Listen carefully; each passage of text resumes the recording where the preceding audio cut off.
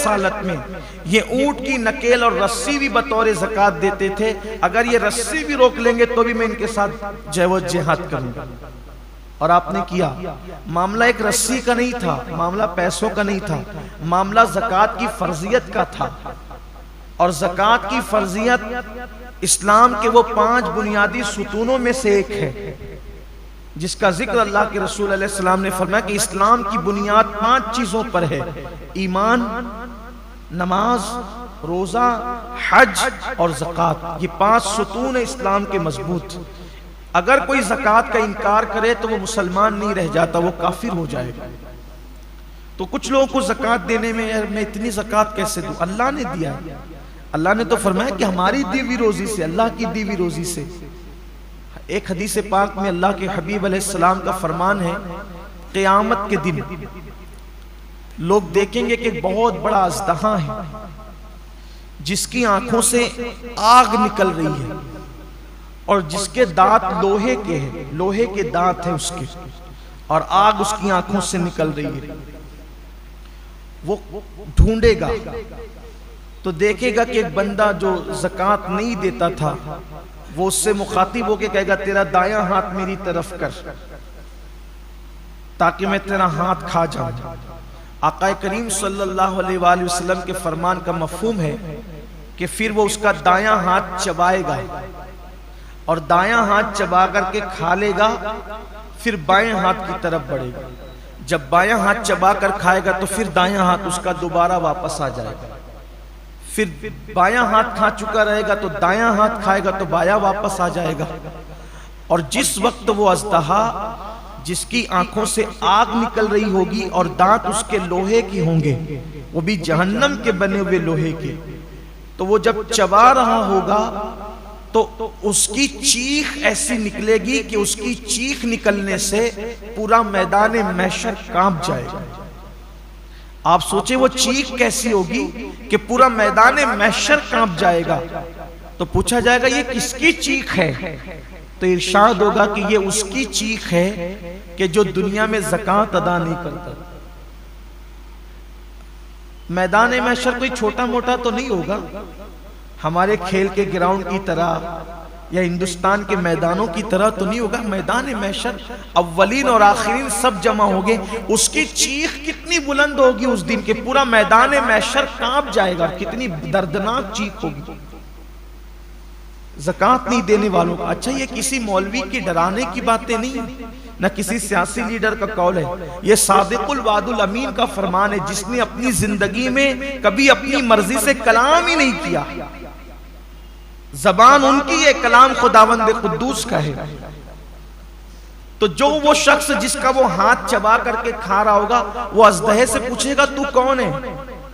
तो कहेगा कि मैं तेरा माल हूं, तू मुझसे मोहब्बत करता था लेकिन मैं तुझसे मोहब्बत नहीं करता, बचा बचा के रखता था। आज माल ही की मोहब्बत में लोग ज़कात नहीं देते। कुरान मुकद्दस से खूबसूरत सा वाक़या याद आता है जिसको कुरान ने खुद बयान किया है और मुफस्सिरीन ने भी उसका जिक्र किया है। माल इंसान को कितना नीचे गिराता है, कितना घटिया सोच पैदा करता है इंसान की माल। मुफस्सिरीन फरमाते हैं कुरान मुकद्दस की तफसीर में कि मूसा अलैहिस्सलाम का एक कजिन था, कुछ लोगों ने उसको खालाजाद भाई करार दिया है, लेकिन एक करीबी रिश्ता बताया है। उसका नाम था कारून,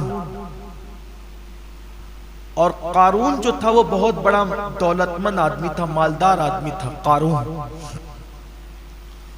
और वो तौरेत का बहुत बड़ा कारी था वो, यानी उसकी आवाज इतनी खूबसूरत थी, इतना पढ़ा लिखा बंदा था वो मूसा अलैहिस्सलाम की कौम में कि जब मूसा अलैहिस्सलाम तौरेत सुनना चाहते थे किसी अच्छी आवाज वाले से, तो कारून से कहते थे तू पढ़, और कारून तिलावत करता था तौरेत शरीफ की, और मूसा अलैहिस्सलाम उससे तौरेत सुनना पसंद करते थे। यानी इससे पता चला कि रिश्ते में भी मूसा अलैहिस्सलाम का करीबी है और दीनदार भी है। भाई बेदीन से तो हजरत मूसा तौरेत नहीं सुनेंगे ना, यानी कि शान का आदमी था कारून, आप पहले ये समझ लें। लेकिन अल्लाह ने उसको बहुत दौलत दी थी। माल उसके पास इतना था, दौलत उसके पास इतनी थी कि उसकी तिजोरियों की चाबियां कई जानवरों पे लाद कर लाई और ले जाई जाती थी। इससे अंदाजा होता है कि जिसके पास चाबियां इतनी होगी तो तिजोरियां कितनी होगी, और जब तिजोरियां इतनी है तो माल कितना होगा। उस दौर में बहुत माल होगा उसके पास। कुरान ने बयान किया कि वो बहुत मालदार था। अब अल्लाह का हुक्म आया मूसा अलैहिस्सलाम पर कि आप अपनी कौम से कहे कि वो ज़कात अदा करें। ज़कात देना है 2.5% माल से।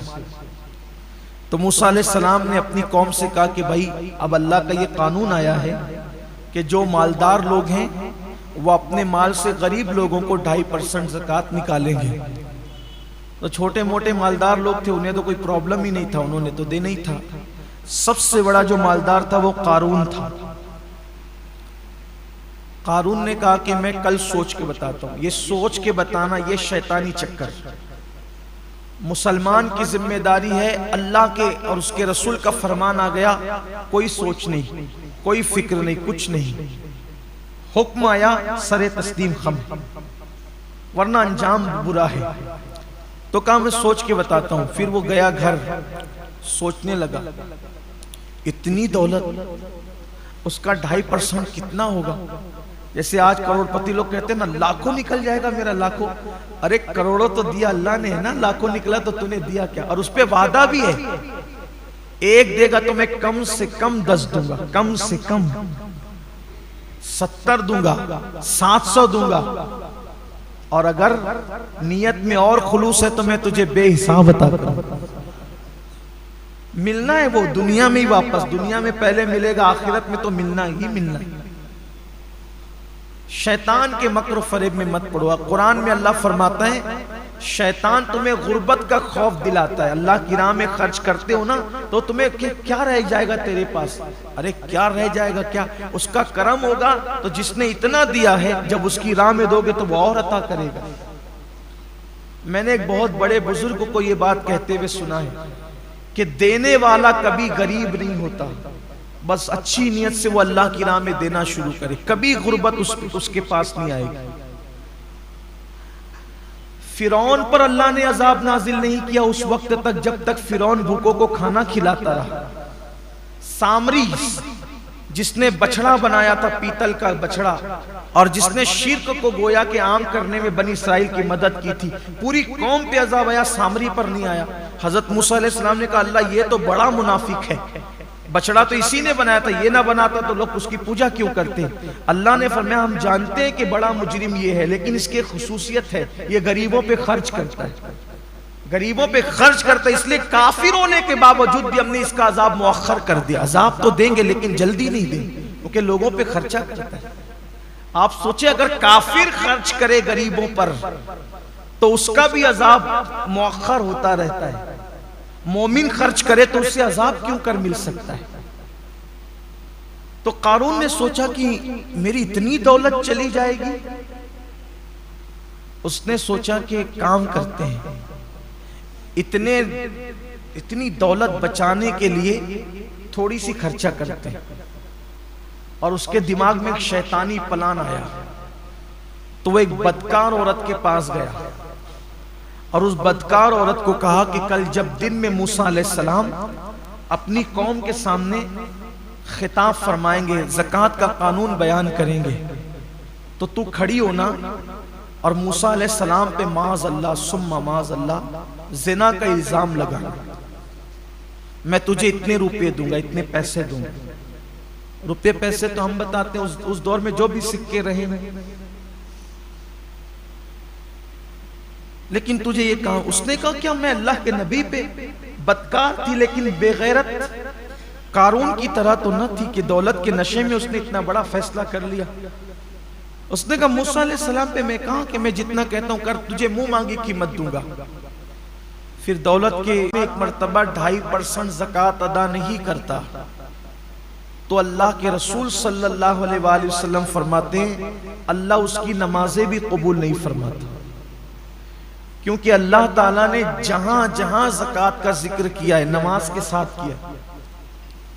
ज़कात का जिक्र हमेशा नमाज के साथ आया है। आप देख लें कुरान मुकद्दस में उठाकर, नमाज का जिक्र कहीं तन्हा कर दिया गया है, लेकिन हमेशा ज़कात को नमाज के साथ बयान किया गया। ज़कात का माना होता है पाक करने। ज़कात को ज़कात इसलिए कहते हैं कि हर चीज का एक मैल होता है, तो ये जो हमारा माल है उसका मैल निकालना, गोया एक समझाने के लिए कह रहा हूं। ये शारहीन ने भी लिखा है हदीस पाक की शरह में कि ये जो ज़कात निकाली जाती है माल का मैल है। तो जैसे कपड़ों से माल निकल जाता है तो कपड़े कैसे साफ हो जाते हैं, ऐसे जब हमारे माल से ज़कात निकल जाती है तो हमारा जो माल है वो महफूज हो जाता है, अल्लाह के किले में महफूज हो जाता है, और उसकी हिफाजत फिर अल्लाह अपने जिम्मे करम पर ले लेता है।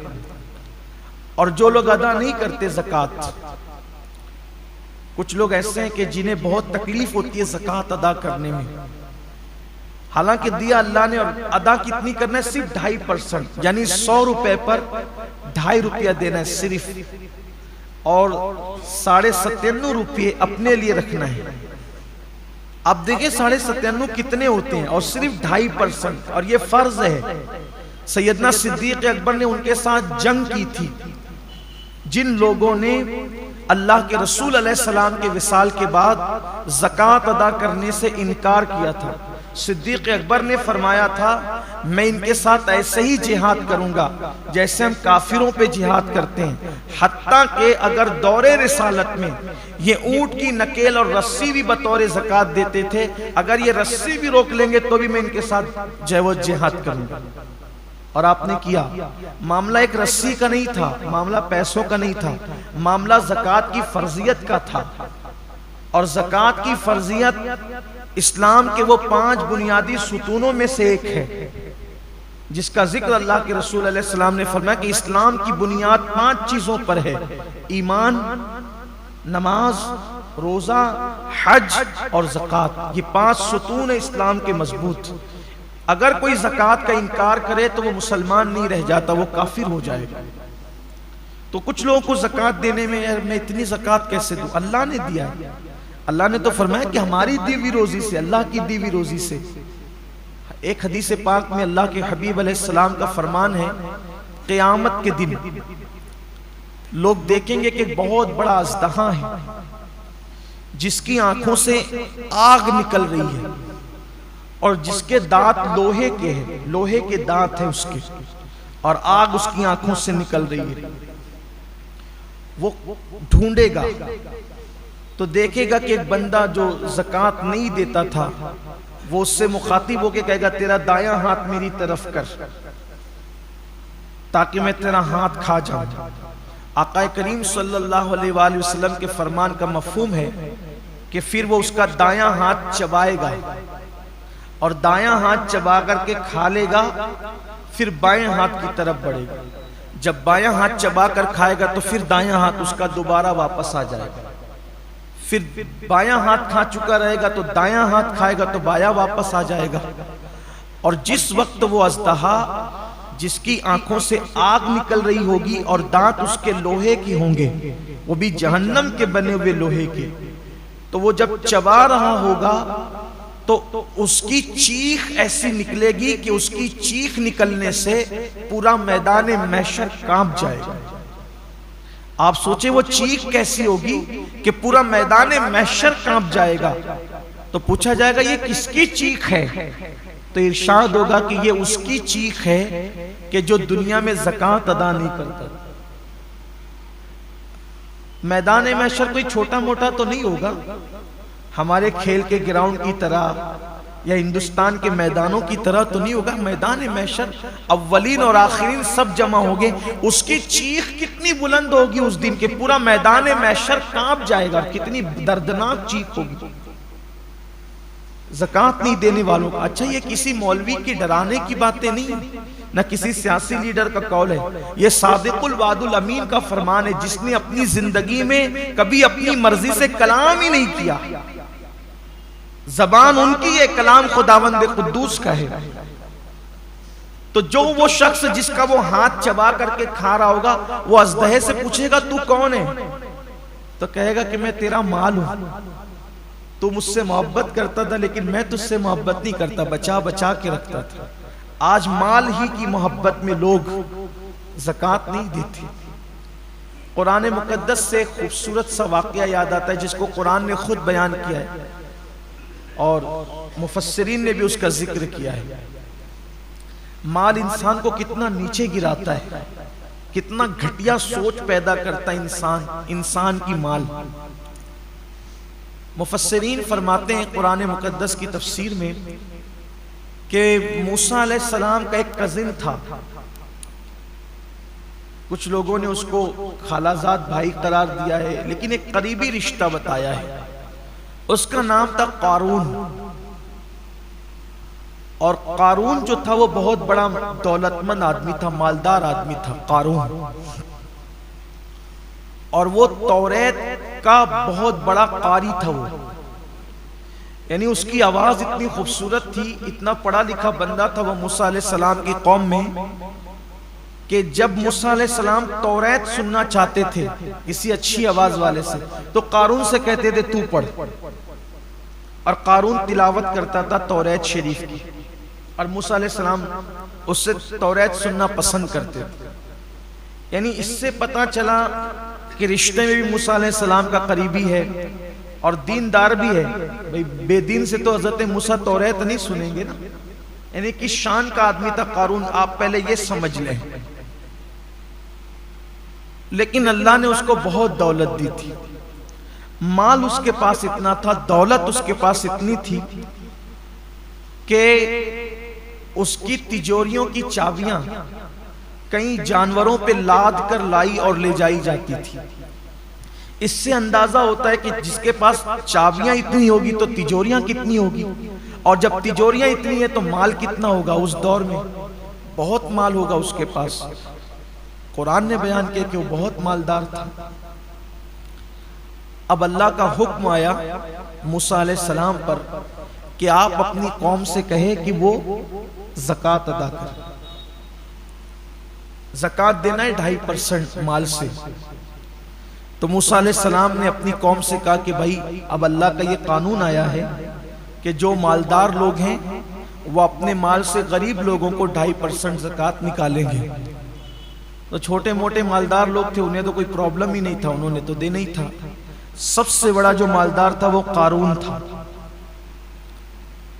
कारून ने कहा कि मैं कल सोच के बताता हूं। ये सोच के बताना ये शैतानी चक्कर, मुसलमान की जिम्मेदारी है। अल्लाह के और उसके रसूल का फरमान आ गया, कोई सोच नहीं, कोई फिक्र नहीं, कुछ नहीं।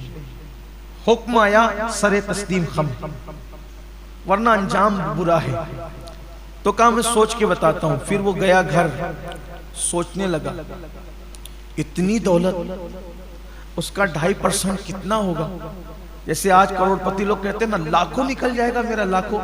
अरे करोड़ों तो दिया अल्लाह ने है ना, लाखों निकला तो तूने दिया क्या। और उस पे वादा भी है, एक देगा तो मैं कम से कम 10 दूंगा, कम से कम 70 दूंगा, 700 दूंगा, और अगर नियत में और खुलूस है तो मैं तुझे बेहिसाब अता करूंगा।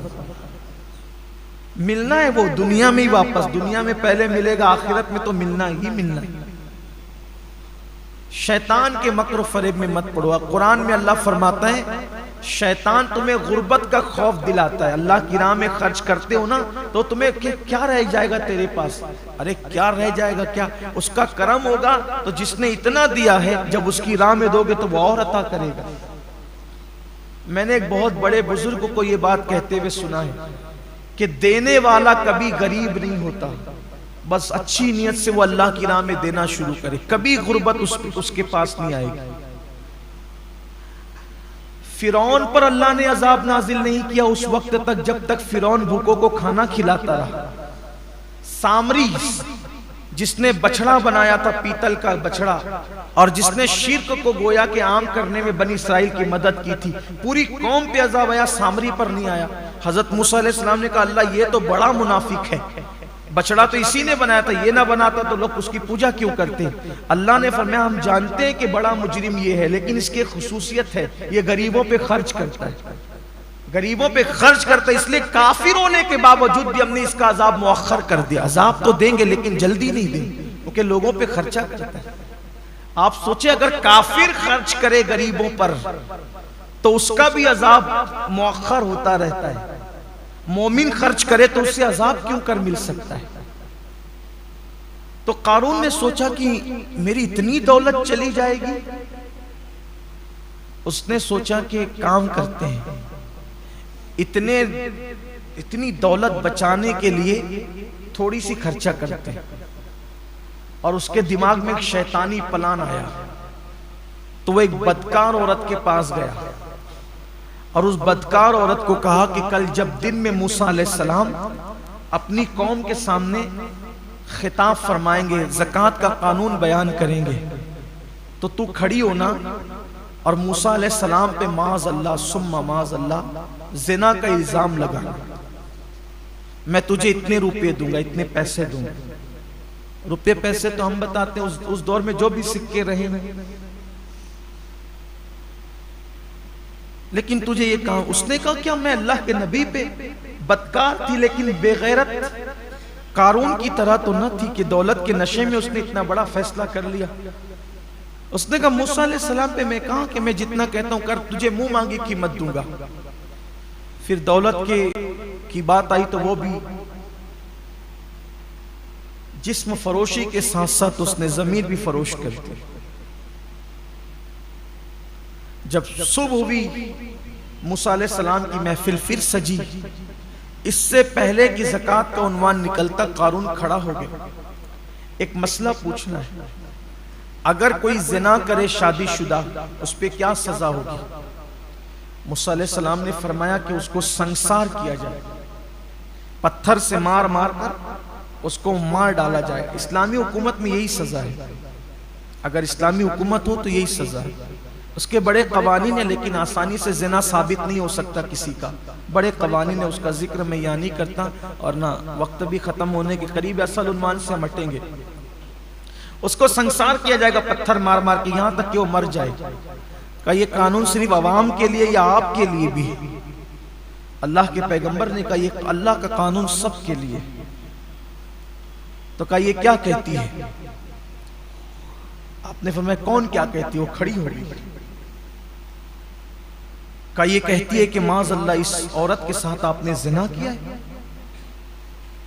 हजरत मूसा अलैहिस्सलाम ने उस औरत की तरफ देखा, जलाले पैगंबराना की ताब नहीं ला सकी, उसका पूरा वजूद कांप गया।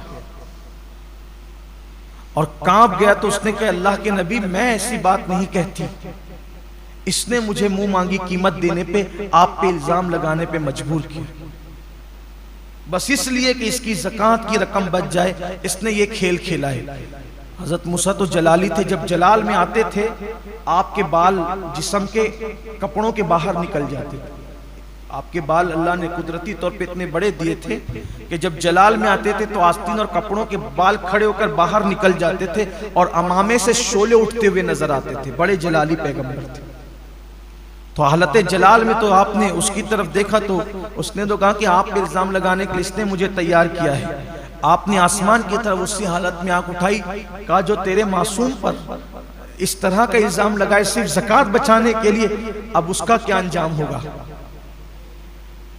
अज़राए अदब कोई सजा तजवीज़ नहीं की, अल्लाह से कहा अब उसका क्या अंजाम होगा? अल्लाह ने कहा ये तेरा मुजरिम है, तू खुद सजा मुकर्रर करेगा कि अंजाम क्या होगा। तो हज़रत मूसा अलैहिस्सलाम ने कहा ये ज़मीन धसा इसको अपने अंदर, ज़मीन इसको अपने अंदर धसा ले। जब वो कमर तक धसा तो कितना बदमाश था, धसते धसते का मूसा मेरी दौलत पर कब्जा करने का अच्छा तरीका निकाला है कि मुझे जमीन में धसा दो और फिर मेरी दौलत पे कब्जा कर लो।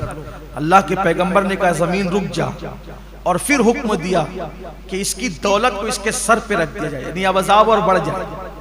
फरिश्तों ने उसकी जितनी तिजोरियां, उसकी जितनी दौलत थी सब उसके सर पे रख दिया। अभी तो ऐसे ही धस रहा था बगैर वजन के, नबी से मुंह चलाने की सजा ये मिली कि उसकी सारी दौलत उसके सर पे रख दी गई और उसी हालत में वो धस रहा। अल्लाह के रसूल अलैहि सलाम ने जब अपने दौर में बयान फरमाया तो फरमाया कि अभी भी वो जमीन में धंस रहा है। और बाज बुजुर्गों ने फरमाया कि रसूलुल्लाह ने फरमाया अभी भी धंस रहा है तो अभी भी धंस रहा है। ज़कात न देने का अंजाम, और ज़कात न देने की बुनियाद पे माल की मोहब्बत ने उसको पहुंचाया किस मंजिल पर।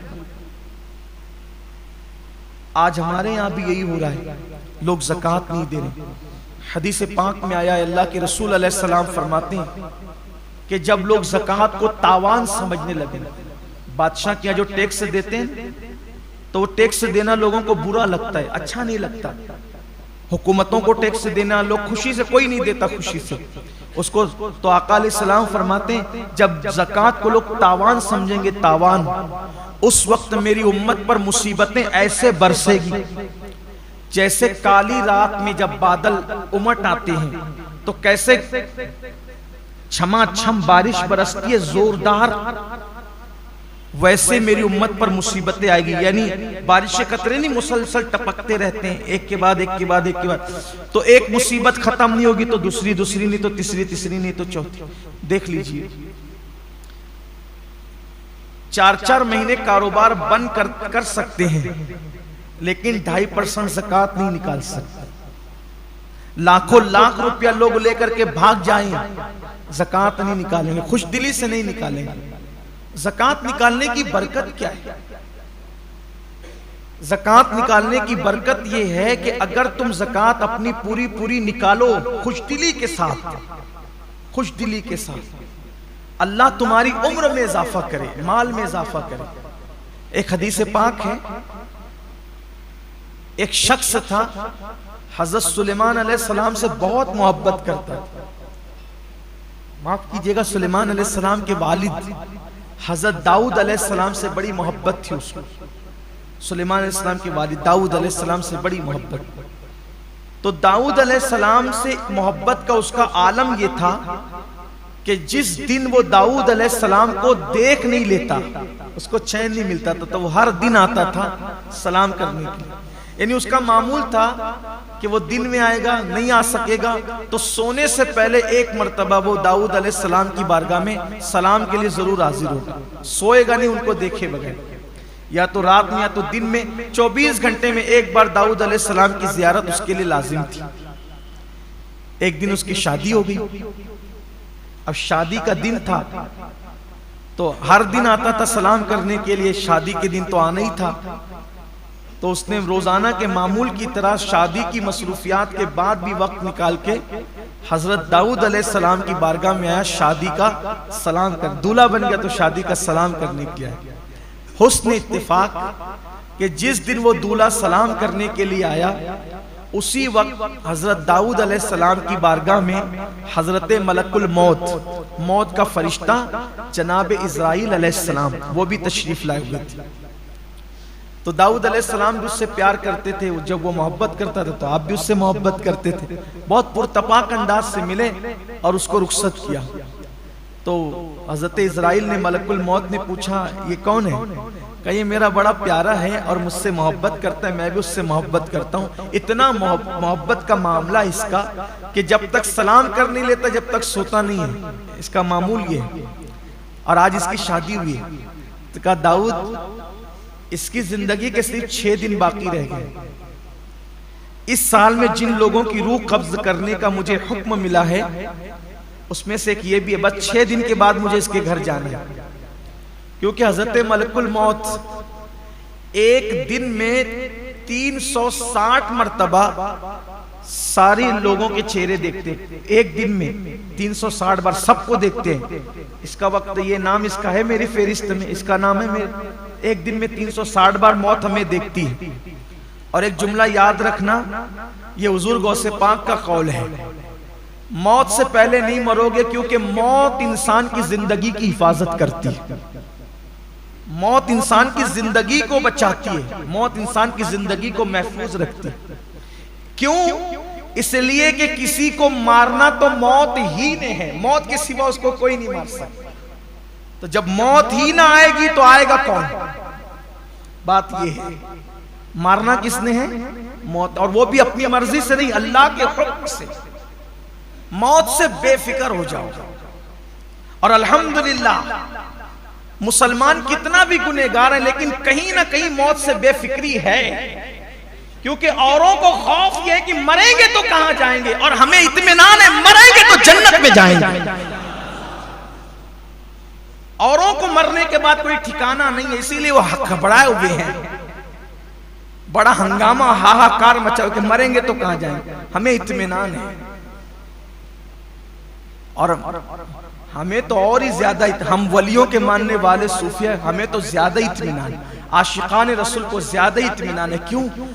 हक ताला भी करीम और मोहम्मद भी करीम। और फारसी में कहा गया है सद शुक्र हस्ते मियाने दो करीम। मैं अल्लाह का शुक्र अदा करता हूं कि मैं दो करीमों के दरमियान हूं। मैंने मर के जाना कहां है? दो करीमों के दरमियान जाना है, दो करीमों के दरमियान जाना है। हक ताला भी करीम और मोहम्मद भी करीम। और कैसे करीम है, माओ की मोहब्बतें घुटने जहां टेक देती है उससे आगे और करोड़ों दर्जा आगे अल्लाह अपने बंदों से मोहब्बत करता है, प्यार करता है। और मोमिन की कब्र तो जन्नत के बागों में से बाग है।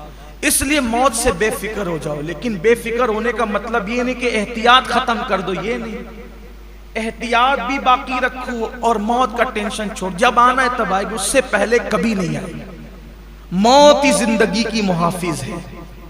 एक दिन में 360 बार चेहरा देखते हैं हजरत मलकुल मौत, तेरा वक्त आया कि नहीं? तो हजरत दाऊद अलैहिस्सलाम से कहा कि 6 दिन के बाद जाना इसके घर, इस हुक्म है अल्लाह का, रूह निकालने के लिए। बड़ा अफसोस हुआ, लेकिन कह क्या सकते, करना क्या था, अल्लाह का हुक्म है, ठीक है कोई बात नहीं। फिर वो शख्स आता जाता रहा। उन 6 दिन में हजरत दाऊद उसको बड़ी हसरत से देखते। 6 दिन का दूल्हा चला जाएगा, ऐसे ही ना कहें, दुल्हन के हाथ की मेहंदी भी न मिटेगी और उसका सुहाग उजड़ जाएगा। लेकिन 6 दिन भी चले गए, हत्ता के 7 महीने बीत गए। 6 दिन तो गए, वो इंतकाल नहीं हुआ, मरा नहीं। 7 महीने बीत गए। उस दरमियान में हजरत मलकुल मौत आए नहीं, 7 महीने के बाद आए। 7 महीने के बाद आए तो इन्होंने पहला सवाल यही किया, आप तो कह रहे थे 6 दिन में मरेगा, 7 महीने हो गए नहीं मरा अभी तक। कहा हाँ, जाहिर सी बात है, अल्लाह का मासूम फरिश्ता झूठ कब बोल सकता? फरिश्तों में रसूल है वो, फरिश्तों में रसूल है। हजरत जिब्रील, हजरत मिकाईल, हजरत इजराइल, हजरत इसराफिल, ये लोग रसूल फरिश्ते हैं। बहुत शान वाले लोग हैं, ये मामूली लोग नहीं है। इनकी बड़ी अजमत और बुजुर्गी है। मासूम है वो लोग, मासूमों में मासूम है, फरिश्तों में फरिश्ते हैं। फरिश्ते भी इनका एहतराम करते हैं। तो कहा मैंने जो कहा वो तो सच ही था। कहा फिर हुआ क्या, मुझे बता। कहा हजरत जब वो आपके घर से निकला तो उसके दिल में ख्याल आया कि आज मेरी शादी हो गई है। शादी तो हो गई, लेकिन मैंने ज़कात जो देनी थी उसमें से कुछ बाकी रह गई थी। ज़कात मेरी ज़कात जो देनी थी वो कुछ बाकी रह गई। तो रास्ते में उसको एक गरीब मिला, तो बकिया उस ज़कात की रकम उसने उस गरीब की झोली में डाली। उसके 6 दिन बचे थे, शादी के दिन सलाम करने आया था, ज़कात बाकी थी, शादी का दिन था। शादी की खुशी में सोचा भाई ज़कात से भी सुबुकदोश हो जाऊं, जिम्मेदारी से सुबुकदोश हो जाऊं। तो जितनी ज़कात की रकम बची थी वो गरीब की झोली में डाला। आगे बढ़ रहा था, गरीब ने कहा अल्लाह तेरी उम्र बढ़ा दे। उस गरीब ने कहा अल्लाह तेरी उम्र बढ़ा दे।